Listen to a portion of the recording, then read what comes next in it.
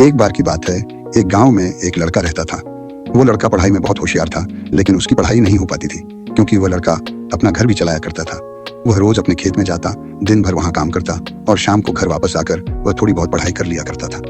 अब जब वह लड़का 12वीं क्लास में गया तो सभी गांव वालों को यह लग रहा था कि हमारे गांव से यही लड़का 12वीं में फर्स्ट आएगा, क्योंकि गांव वालों को भी पता था कि वह लड़का पढ़ाई में बहुत होशियार है। तो 12वीं का एग्जाम आया, लड़के ने एग्जाम दिया और जब 12वीं का रिजल्ट आया तो लड़का किसी कारण से एक सब्जेक्ट में फेल हो गया। जब गांव वालों को यह बात पता चली तो सारे गांव वाले उस लड़के को ताने देने लगे और उसका मजाक उड़ाने लगे। वह जब भी अपने घर से खेत की तरफ जाता तो उस रास्ते पर उसे जितने लोग मिलते वह सब उसे ताने देते रहते।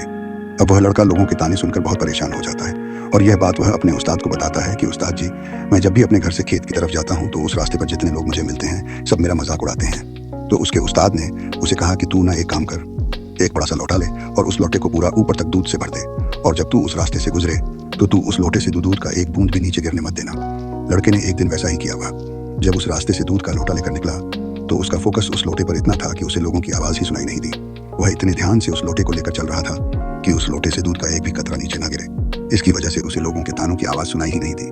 तो इस कहानी से हमें यह सीख मिलती है कि अपने काम में इतना ढल जाओ, इतना फोकस अपने काम पर लगा दो कि बाकी की चीजों का आप पर कोई असर ही ना हो।